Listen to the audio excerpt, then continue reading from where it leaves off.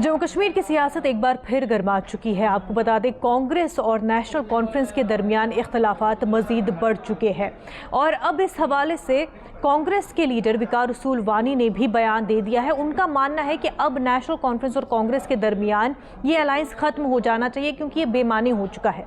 उन्होंने कहा कि इलेक्शन के दौरान काफ़ी नुकसान कांग्रेस को पहुंचाया गया नेशनल कॉन्फ्रेंस की तरफ से और अब इस अलायंस का कोई मतलब भी नहीं रह चुका है और इस वजह से अब इस अलायंस को ख़त्म हो जाना चाहिए। साफ तौर पर यह बयान वकार रसूल वानी का।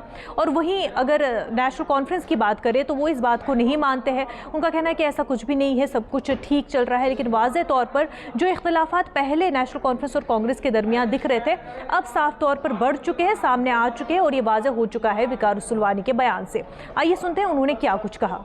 देखो, ये जो अलायंस है मुझे लगता था ये अनहोली अलायंस था, क्योंकि इलेक्शन में जिस मकसद को लेके हम इलेक्शन में गए थे कि जो चुनाव वैली है, रजौरी पुंछ है, कुठवा के एरियाज़ हैं, इनमें सेकुलर वोट डिस्ट्रीब्यूट ना हो, सेकुलर वोट एक ही पार्टी को मिले। लेकिन जहां हमने नेशनल कॉन्फ्रेंस के साथ वफादारी निभाई, वहीं नेशनल कॉन्फ्रेंस ने कांग्रेस के साथ बेईमानी की। वकार रसूल वानी के बयान के बाद अब दीगर पार्टियों से भी रिएक्शन आना शुरू हो चुका है। पीपल्स डेमोक्रेटिक पार्टी की तरफ से भी बयान आने शुरू हो चुके हैं। उनका मानना है कि वकार रसूल वानी ने जो कुछ कहा वो बिल्कुल दुरुस्त है, उन्होंने सही कहा है, क्योंकि नेशनल कॉन्फ्रेंस अब इस तरह से काम कर रही है और ख़ास तौर से चीफ मिनिस्टर उमर अब्दुल्ला जो बयान दे रहे हैं, जिस तरह से अब उनका रवैया है, मानो ऐसा लग रहा है कि वो बीजेपी के लिए न सिर्फ काम करें बल्कि बीजेपी के ही कार्यकर्ता हैं, उन्हीं के लीडर है। और ऐसा तब शुरू हुआ जब उमर अब्दुल्ला ने एक बयान दिया था। उस पर मजीद बात करेंगे, लेकिन पीडीपी का इस हवाले से क्या कुछ रिएक्शन है, आइए सुनते हैं।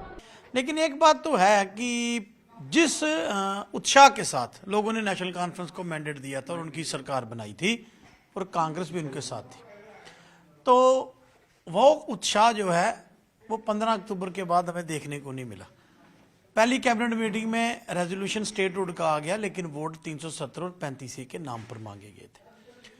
दूसरी मीटिंग में जो कुछ हुआ वो आपके सामने है, लेकिन अभी जो पिछले एक महीने से इनकी जो कारगुजारी है और लास्ट एक हफ्ते में कहूँ, ये लग नहीं रहा है इंडिया अलायंस में है नेशनल कॉन्फ्रेंस। ये तो लग रहा है जो भारतीय जनता पार्टी के अलायंस की तरह काम कर रही है और उनके हर फैसले को वो जायज ठहरा रही हैं। तो आपने सुना कि पीडीपी के लीडर्स का क्या कुछ कहना है। ये पूरा मामला तब शुरू हुआ जब चीफ मिनिस्टर उमर अब्दुल्ला ने प्राइम मिनिस्टर नरेंद्र मोदी के जम्मू कश्मीर की आमद पर स्पीच दी थी और जिसमें उनका रवैया कुछ मुख्तलिफ नज़र आया।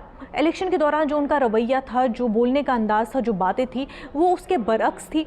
और जिस तरह से तारीफ़ें उमर अब्दुल्ला ने की और जो मौसम सुहाना होने की भी बातें की, उनको काफ़ी ट्रोल भी किया गया। सोशल मीडिया प्लेटफॉर्म एक्स पर एक बहस सी मानो छिड़ गई, जहां पर वहीदुर रहमान पर्रा ने भी उन्हें ट्रोल किया। सजाद गनी लोन भी जो है पीछे नहीं रहे।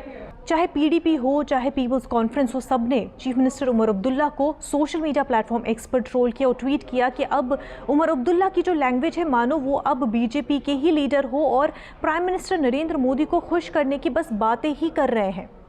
जो वादे, जो दावे उनके पहले थे, जो उनकी ज़बान पहले थी, वो अब बिल्कुल बदल चुकी है और प्राइम मिनिस्टर नरेंद्र मोदी के आते ही वो उनको खुश करने में लगे हुए हैं।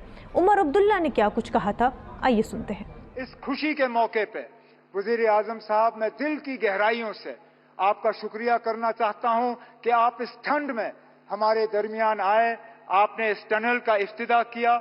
आज वजीर आजम साहब, आपने देखा होगा मौसम ने भी आपका साथ दिया। आसमान में एक बादल का तिनका नहीं। ठंड जरूर है लेकिन धूप की कमी नहीं। बेशक बाहर ठंड क्यों ना हो, लेकिन हमारे दिलों में गर्मी की कोई कमी नहीं।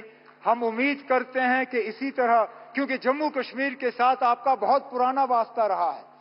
आप अक्सर बेशतर हमें याद दिलाते हैं कि कितनी बार आप जम्मू कश्मीर आए हैं और कितनी बार आप यहां रहे हैं।